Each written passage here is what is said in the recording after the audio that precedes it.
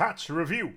It's that time again. Yes, the next patch is on the horizon right before the holidays, and I do hope that developers take a little bit of time to fix any bugs that come out of this, but we shall see. 3.4.4 Cepheus is on our way, and normally these incremental patches don't necessarily change all that much.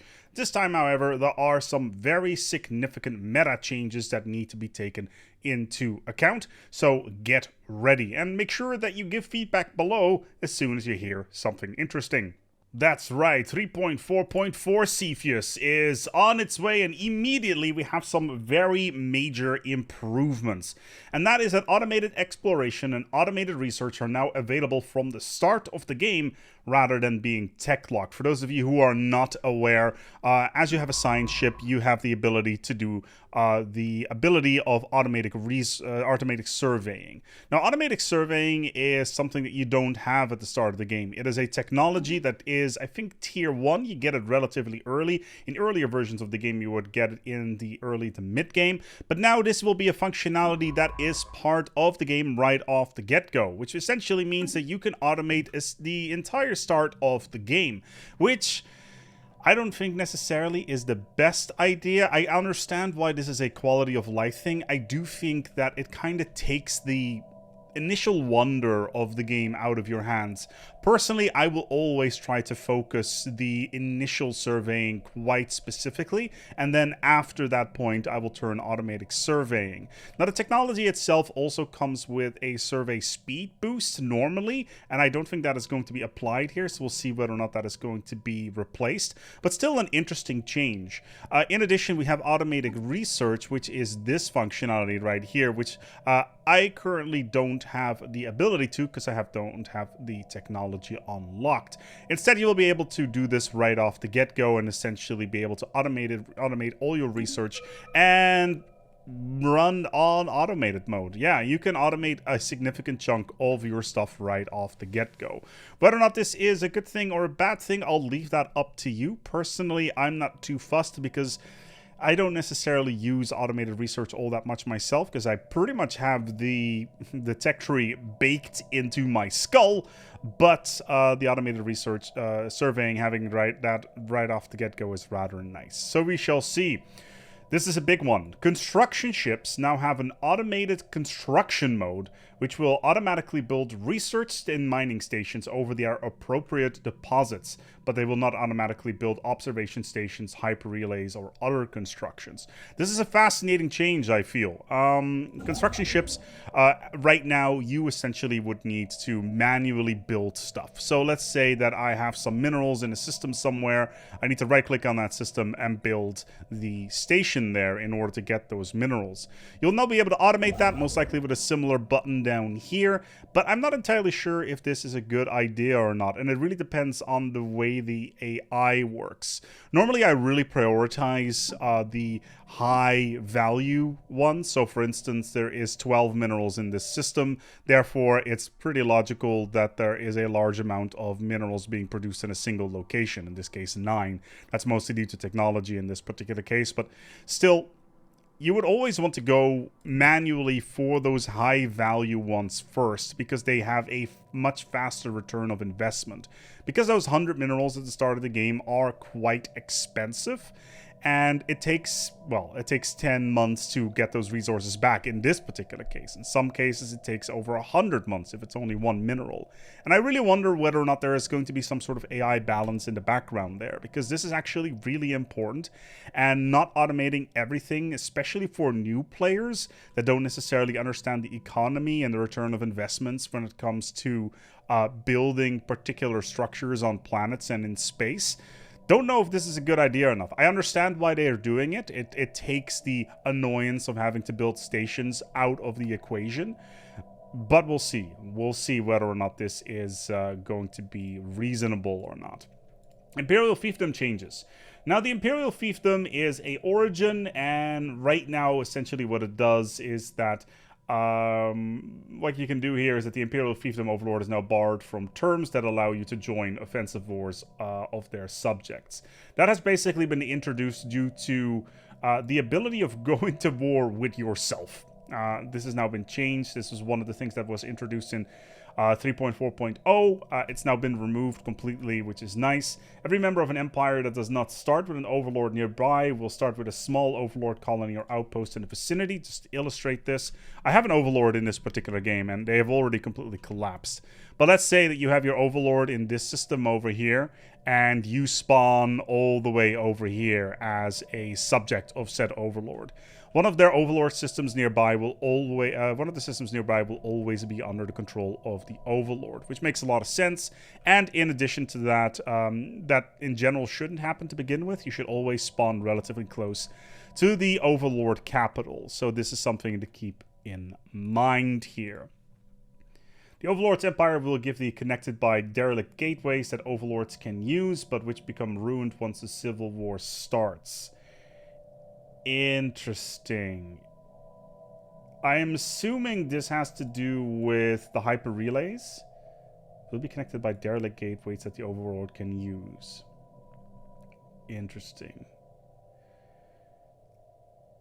I'm not entirely sure what to make of this. It is not particularly specific. I'm going to assume that this has to do with the hyper relay network that become derelict once the Civil War starts, which is something that has happened in this particular game already. But it's not very clear what it's supposed to be doing. So yeah, we'll leave that on the table, and if you have any comments on that, on what this is supposed to mean, feel free to put that down in the comments below. I'll also give it a nice little zoom in here so that you can read better as we go along. There's quite a lot of stuff here, by the way. Change this so that players can remain loyal to the Overlord when the Civil War starts. If they wish so, the AI can always go independent. So what happens right now is once the Civil War starts, you will always become independent. And you have the opportunity to also get a casus belli on all the other subjects of the former Empire. You can still join the Empire in this particular case, which I think is rather nice. It's a nice little thing to do. You can it's mostly a role-playing thing. Added hydroponic station designations for habitats. This designation removes 2 housing from the habitat districts in exchange for 1 farmer job from habitation districts. Interesting. So this means that, and it's from habitation districts, which is the most basic district. So I can illustrate this a little bit here. I don't have any habitats up and running in this particular game. But let's say that you have a habitation district. Normally in this case, this is a city district, but this is obviously for illustration purposes. It would remove 2 housing and instead would turn them into farmers. So right now this gives 7 housing, and habitats it's a little bit less.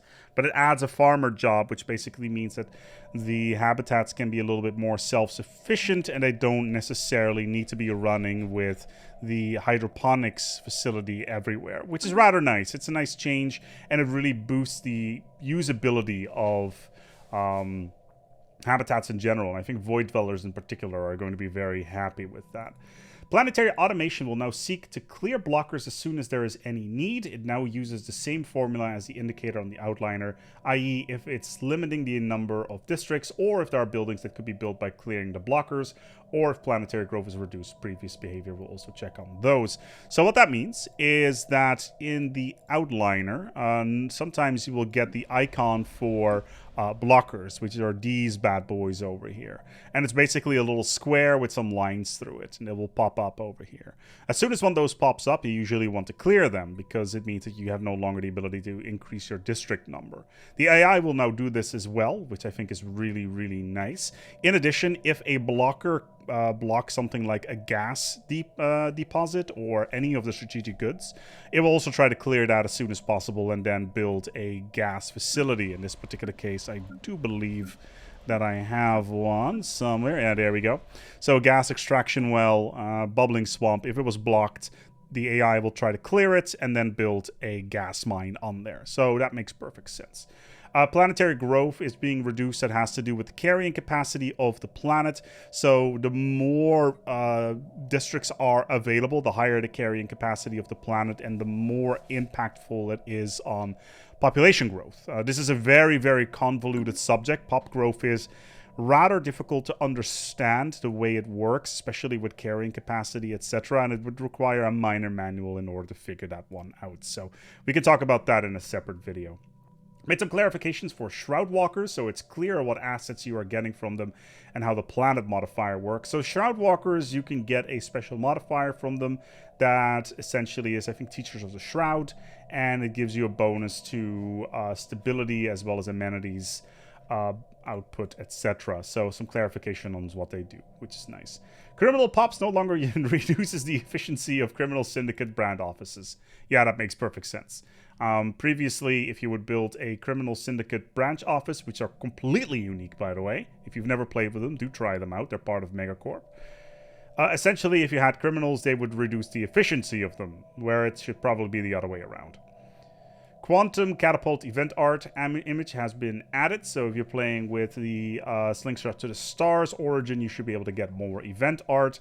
Hyper Relay event art image has been added as well, so stuff regarding Hyper Relays has been added as well.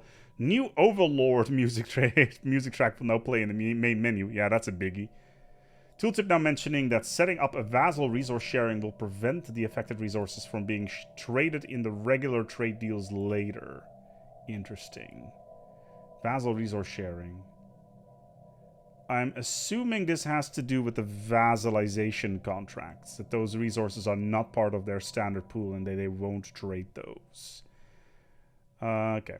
Empires created by releasing sectors or from status quo peace deals now have some starting resources to no longer have immediate deficits. This sounds like resources being magically being pulled out of the sky, and if you release a sector and then have a trade deal and then drain them immediately of those resources, it basically is like free resources, because those sectors will like you anyway, those new vassals, because they used to be part of your empire. So just trade favors with them and get the free resources. That's my thinking here. This seems to be ripe for exploitation. Clarified the subjugation war terms, only applying to vassals and subsidiaries. Yeah, that makes perfect sense. Essentially, subjugation wars are only part of vassals and subsidiaries. So if you want to do a subjugation war to turn somebody into your subject, it only applies to vassals and subsidiaries in this particular case. The tooltip for resource contribution terms now inform you that they block trade deals for the resources involved. We already talked about this. The re-employment center now shows when the next zombie will be created. So for those of you who don't know, there's a civic in the game which allows you to turn the dead into zombies. If you're familiar with 40k, this should particularly ring true. But still, you will now have the ability to know when the next zombie is created, because I don't think they fall under pop assembly, as far as I know. Speaking of pop assembly, spawning pools and progenitor nests are now under pop assembly building category. So just to quickly go back into the game on what is actually meant by that. If you build yourself a building, and we have ourselves some hotkeys here in order to find categories of buildings quickly and efficiently, so you don't have to scroll through things. There's pop assembly right here. So if you have the spawning pools or progenitor nests, or cloning vats, or the cloning facilities from the clone soldiers origin, or the robot assembly farms, then they'll be under pop assembly rather than anywhere else. This is not a flat bonus or anything. They are not changed here. They're still in the assembly category, which I think is rather good. It's a small change. Added subjugation agreement caps of plus 1,000 or minus 10,000. It's probably something to do with the fact that people would buy into subjugation way too easily, and changing the caps was probably a good idea, because minus 10,000 basically means it's impossible to bribe them, because that was previously completely doable, and you could turn the entire galaxy into your subject. Refine the Teacher of the Shroud requirements tooltip. No idea what that means. I'm sure this is something to do with the origin selection. Clarify that progenitor hives can only release sectors if they do not have Devouring Swarm Civic. I guess that would make sense. Devouring Swarms will kill everything on sight. Players will now be notified when their overlord has built holdings on their planet. That's actually a really big deal, because if you are now a subject of an overlord, you will not get a notification. Normally we will get all of these notifications, right? Like society research needs to be researched, but there was never one for overlord buildings. So Why wasn't it there? But now it is. So basically just standard indication, UX related stuff. This is a big one. So this is pretty much on par, I would say, with the changes to automatic exploration and automated research being available at the start of the game. Star-based transit hubs are now able to fulfill the necessary requirements for slaves or non-sapient robots to automatically migrate from planets within the system. So, this is the deal, right? Let's go into the game. Let's say that you have a system with, I don't know, 2 planets on it, right?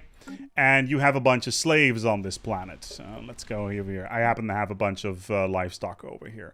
Livestock or slaves cannot move to other planets within the system without a very specific building. It is this one. It's the slave processing facility. If you do not have the slave processing facility, then slaves or non-sentient robots will be stuck there, and you need to have jobs for them, or you need to manually resettle them, which is a whole different can of worms that I won't even get into.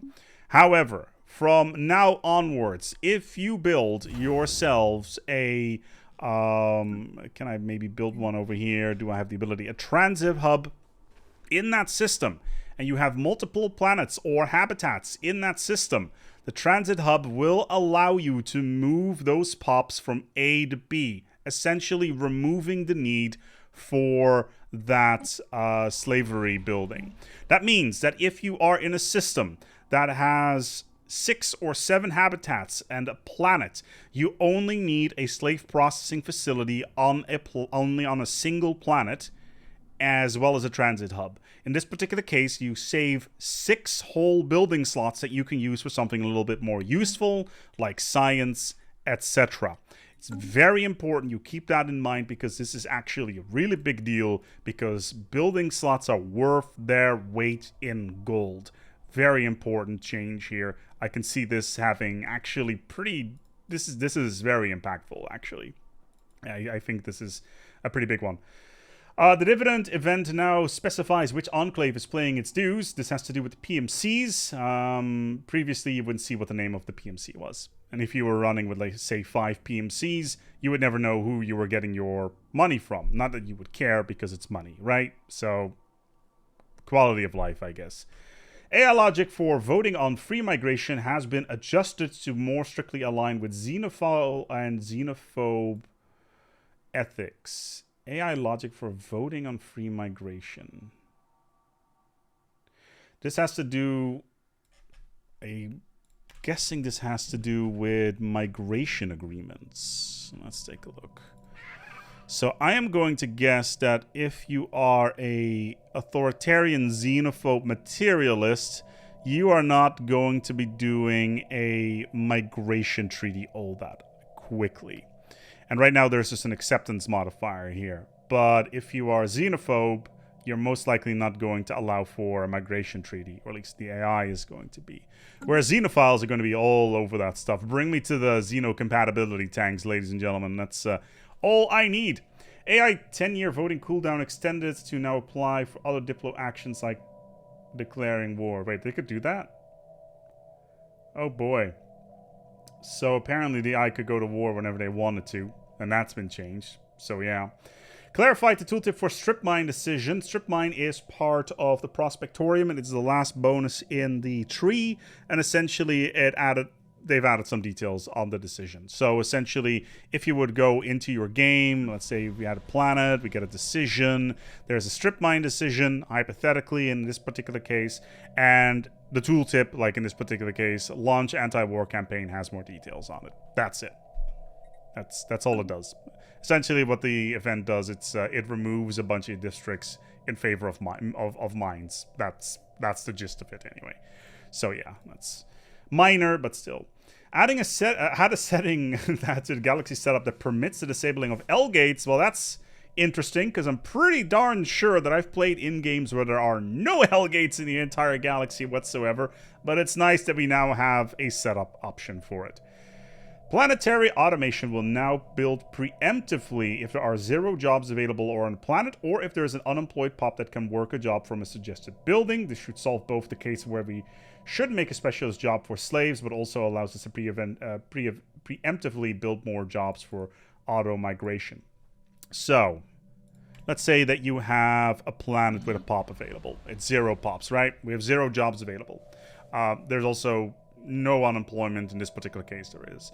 The AI will immediately take a look at the worker that is available, if it's a slave, a worker, a specialist, or a ruler, and then build an appropriate building immediately, which is really nice. Also, it will go down a list that says, okay, this building, this particular planet, it's automated. It is, I don't know, industrial world. We turn automation on. This particular planet is now automated.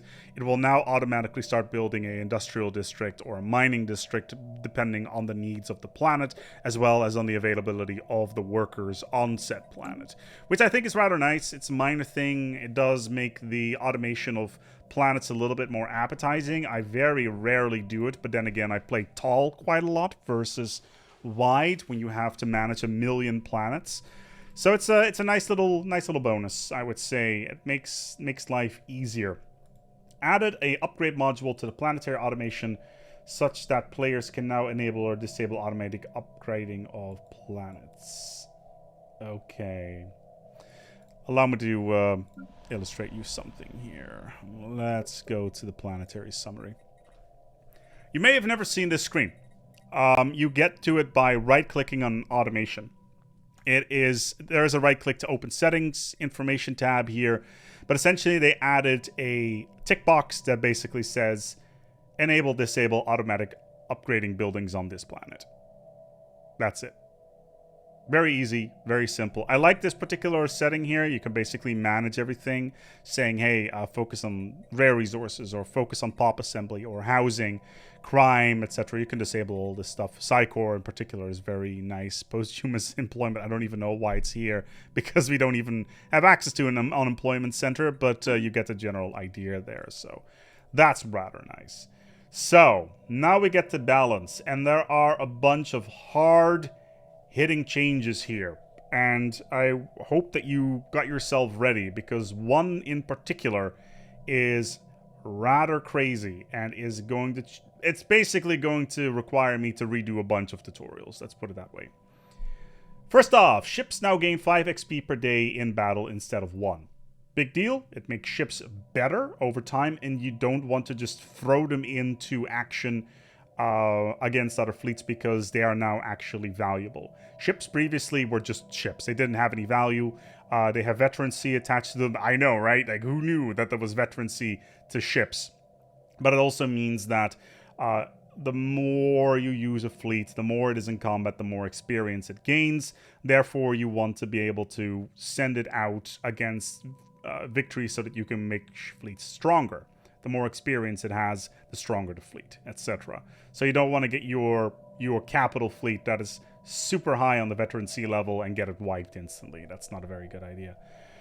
Double the base Unity output from Telepaths. Telepaths is part of the Psychor building, if I'm not entirely mistaken. They have Unity bonuses as well as stability bonus, and now it's doubled. Probably to boost Psionic Ascension in general, because it is quite weak objectively. It's very fun. It's probably my favorite in terms of fun side of things, but it is fairly weak compared to the other ones. Even though genetic engineering and genetic ascendancy can be pretty weak as well. Let's put it this way, synthetic evolution is by far the best one. Unified effect for Citadel of Faith, auto-curating vault, and equivalent buildings. Basically, they're all the same now. Shroud Walkers have learned their lessons and will no longer try to teach any Fnatic Purifiers about the Shroud.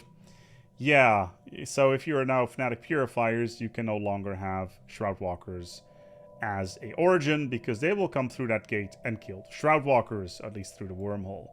The Battle Bulwark aura now provides a 0.25 hull regen per day, so the Bulwark Battle Right is a Bulwark Vassal construction ship, which essentially gives you regen per day. I believe previously it was 0.5% a day, so they've nerfed that, I believe. Bulwark Watch Network no longer spawns too many armies. Instead, it increases planetary stability by 5%. That's a big deal. Anything that improves stability is actually really, really strong, and you should always keep an eye on. But Bulwark Watch is a it's a network effect. So basically what it does is it's part of the gateway network or the hyper relay network. And as soon as you've plugged it in from your overlord to the bulwark space, you will get that bulwark effect. And essentially it boosts planetary stability by 5 over the entire empire. My god, this is ridiculously strong. Like, 5 stability may not seem like a lot, but it could be the difference between surviving a revolt or having a happy empire. Like, stability increases production output as well. You will want this. You will want this. It's so good.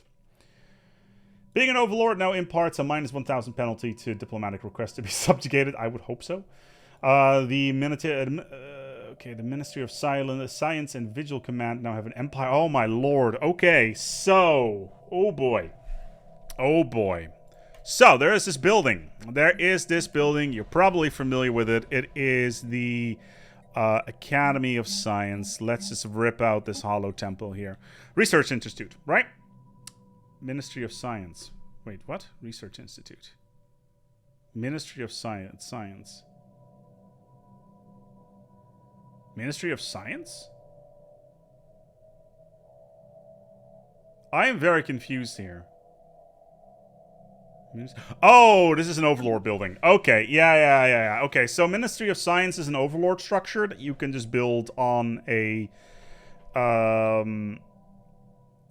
Vassal state place, and then you will get a bunch of science out of it. I guess that makes sense because it was free science. I was reading the patch notes earlier, and I could have sworn it meant the Research Institute, which would have been a huge deal because everybody builds these things. They're such a big bonus. Plus 15 researcher output. Throw it out of the window. This is Overlord related. My apologies. The upkeep of Overlord Beholder jobs now scale with the tier of Bulwark subject and does increase the defensive platform cap. Makes sense. Bulwarks, they turn to tier 3 in like 15 to 20 years. Makes perfect sense. Rework the Ministry of Science building. There it is. It no longer provides increased research speed for the Overlord. Oh my god, it increased research speed for the Overlord. No wonder you can only build one of them. That's ridiculous. You could have, if you have 10 whole subjects, you could just increase your research speed by 100%. That is insane. That would have been hilarious. It's a good thing they took that out. And it's based on the number of science ships around the subject's planet. Okay. Right. Okay, so it's the science ships that were sitting around that particular planet, and you would get the bonuses out of it. Right. It now gives subject researchers or calculator brain those research outputs for the Overlord with an appropriate increase in upkeep. Okay, so it just gives research output based on the subject research output. That makes sense. Yeah, that's fine. The orbital assembly complex now increases the effects of modules being built on orbital rings. Yeah, that makes sense. This applies to all this stuff. The orbital assembly complex is basically it's a space elevator you can put on a holding, and it will boost all of this stuff. So yeah. I really wish that you could build this on your own planet as soon as you had orbital rings. That'd be nice. As just a normal planet. Maybe you can. I haven't actually checked it out. Half of the hull and armor regen provided by regenerative hull tissue, nanite repair systems, nanobot cloud, mercenaries, and devouring swarm. This will also affect the regeneration of Leviathans and other entities making use of these ship components. Okay, so Leviathans in particular had a massive boost after the 3.4 patch came out. They were basically unkillable due to their regeneration speed. You would need to drop like a fleet of 60k on top of them to even put a dent into them. This is now being rolled back. So go ahead and go out there and start killing Leviathans. Nanite repair system is it's the Scrapper bot. Nanobot Cloud, I do not know. Mercenaries. Oh god, Mercenaries added too. Oh boy. And Devouring Swarm. I think that kind of speaks for itself.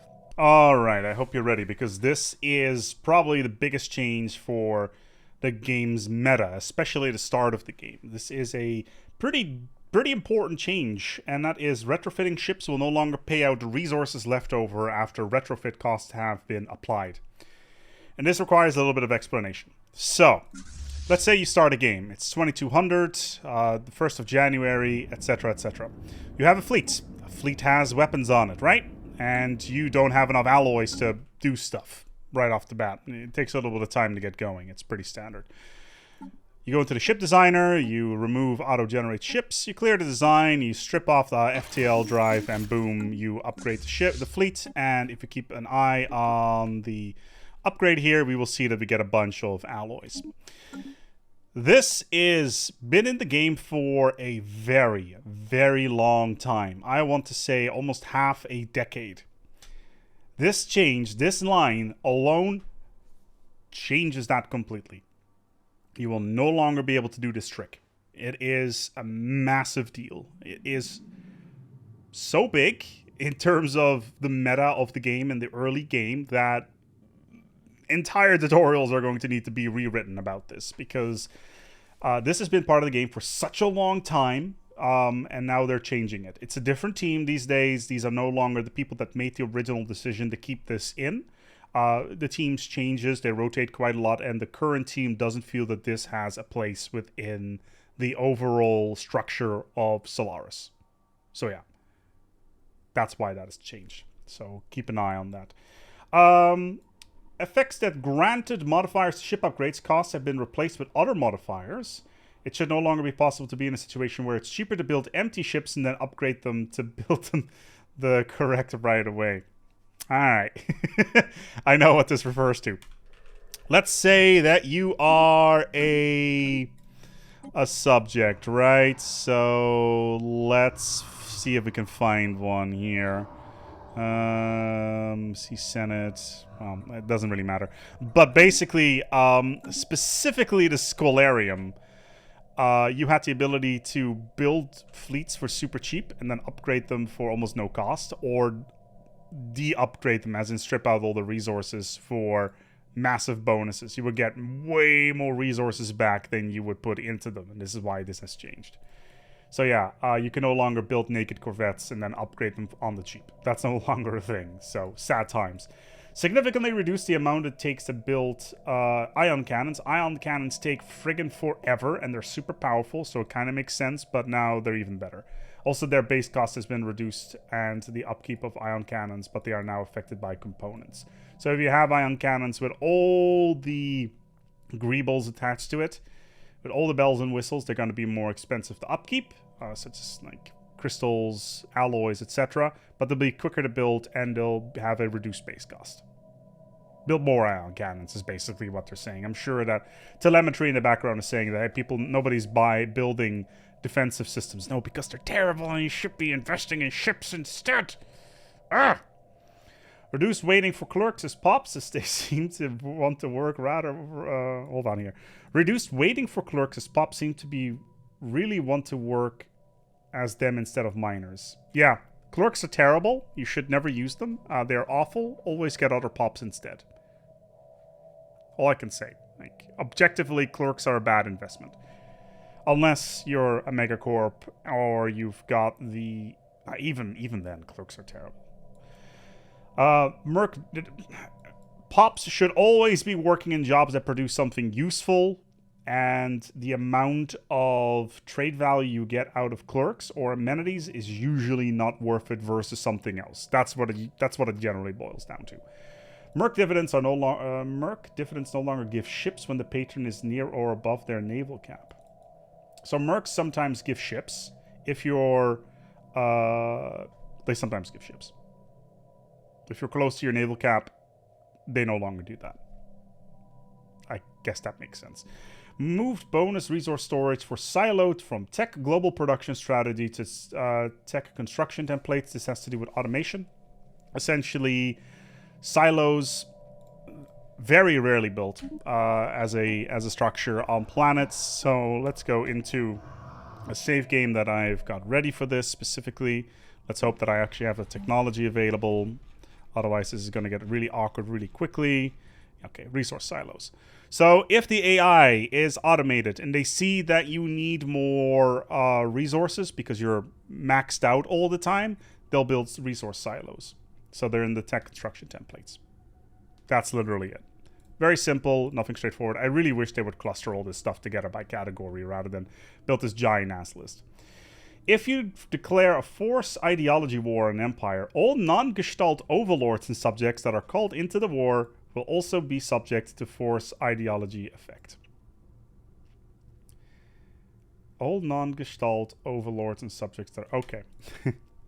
This was an exploit. A really funny one, actually. I actually haven't had the time to talk about this one, and it's already too late now because it's being patched out. Basically, you could force an ideology on a hive mind. And why is that a problem? The problem with forcing ideology on a hive mind basically means that it's no longer a hive mind. At least the pops are no longer part of the hive mind. And non-hive minded pops can no longer live on hive mind worlds. Which essentially meant that if you would force ideology on a subject of a Gestalt, and the Gestalt would join in, and you would force the ideology on the Overlord, it would genocide their entire population. It would cripple them. You would neuter them immediately. I've read some stories about people using the UNE to force ideology on a hive mind, and they'd be gone. It's a fun one. It's a fun one. It's no longer going to be possible in a couple days, though. So then there's the bug fixes. There is a ton of them. Most of them are things like added an icon here or clarified opinion modifier there. There's not all that much interesting stuff here to take care of. Manifesty faction now uses their faction icon, etc. Feel free to go through this yourself if you're really interested in this. It's not really all that much here that I think is particularly interesting. But yeah, feel free to give that a read. Game stability, always good. Every patch has stability updates. Modding, always good as well. If you are a modder, I'm sure you're super happy with the changes. And there you go. 3.4.4 Cepheus.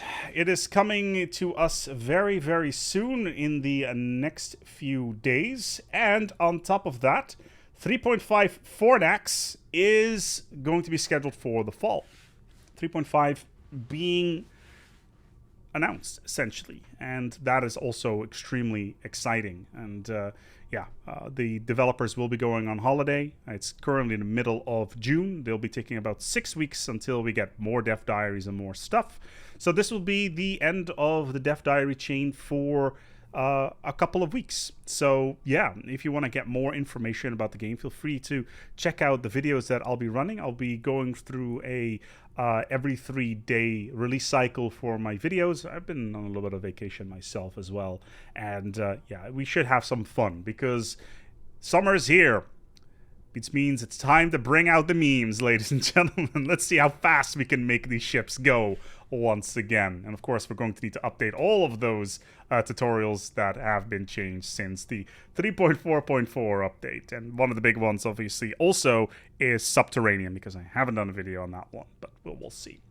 If you got any questions, any notes, anything that you're like, wow, this is a massive change. ASpec, you're a dum-dum thinking the Research Institute was part of the Ministry of Science. Yeah, I am a big dum-dum. What do you think about automated exploration and automated research or automated construction? Let me know down in the comments below. Looking forward to see what you got in mind. Thank you for my patrons for making this video possible. And until next time, take good care of yourselves. I'm going to go back into the editing bay because the meat packers are waiting. Take good care of yourself, and as always, each other.